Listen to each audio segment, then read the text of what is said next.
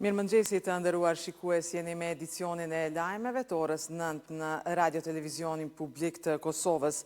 Në qendrën e numrimit dhe rezultateve deri tash janë rinumruar më shumë se 93% apo 2380 vend votime nga 2557 gjithsej.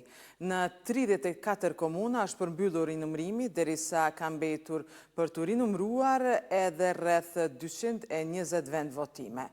Manipulimet e votave të kandidatëve brenda partive deri tash nxorën nga Parlamenti i Kosovës vetëm deputetin turk Fikrim Danka, vendin e të cilit e ka zënë bashkëpartiaku i tij Ergul Mazrek.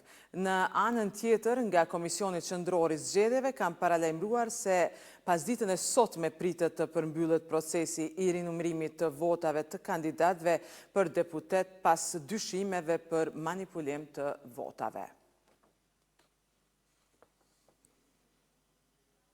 Ndërkohë, manipulimet me votat e kandidatëve për deputet që u shpërfaqën në disa rajone ka bërë që të aktivizohet prokuroria.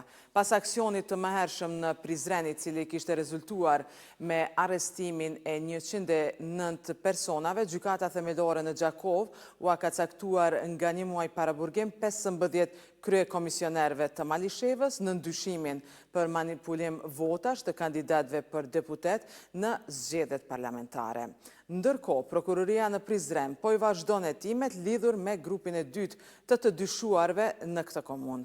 Nga 28 të dyshuar të intervistuar, 5 prej tyre kanë përfunduar me mas ndalimi prej 48 orësh, në mesin e të cilëve edhe kryetari i Komisionit Komunal Zgjedhor në Prizren, Nusret Bytyqi.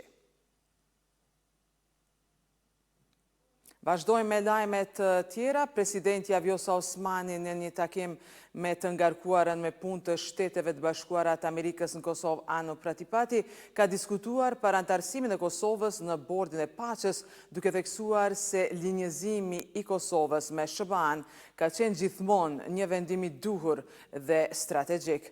Siç njofton presidenca, Osmani ka theksuar se Kosova beson në lidershipin e presidentit Trump dhe mbetet e gatshme të jap kontribut konkret dhe të përgjegjshëm në përpjekjet ndërkombëtare për ruajtjen e paqes, stabilitetit dhe sigurisë.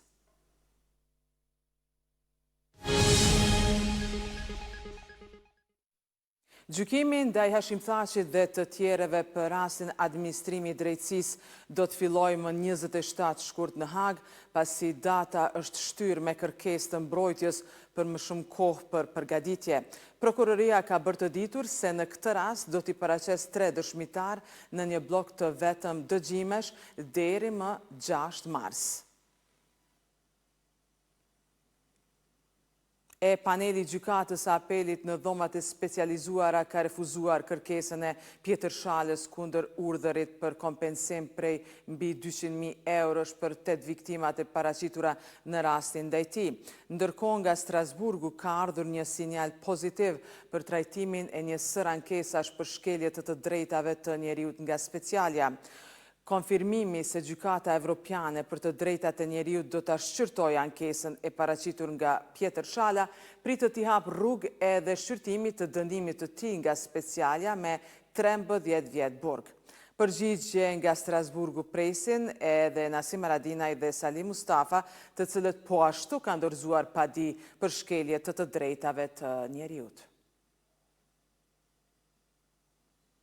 Ndrojmë temë, dogana e Kosovës në koordinim të ngushtë me Agjencinë Kosovare për Inteligjencë në komunën e Pezë dhe të Gjakovës ka realizuar një operacion të përbashkët kontrolli ndaj disa barnatoreve për të cilat kishte dyshime të bazuara për posedim dhe tregtim të barnave të kontrabanduara. Me këtë rast janë sekuestruar 988 pako me medikamente në vlerë rreth 10.000 euro. Dogana thot se aksioni është zhvilluar në përputhje të plot me procedura standarde operative dhe paraqet një tjetër angazhim konkret të doganës dhe institucioneve partnere në luftimin e kontrabandës, mbrojtjen e shëndetit publik dhe forcimin e sundimit të ligjit.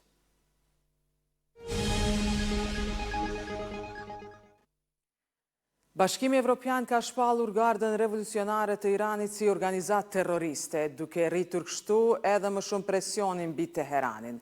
Vendimi është përshëndetur nga një pjesë e madhe e udhëheqësve evropian, përderisa Teherani zyrtar e kritikoi ashpër duke thënë se ky vendim është jo racional dhe se paraqet shkelje të ligjeve ndërkombëtare.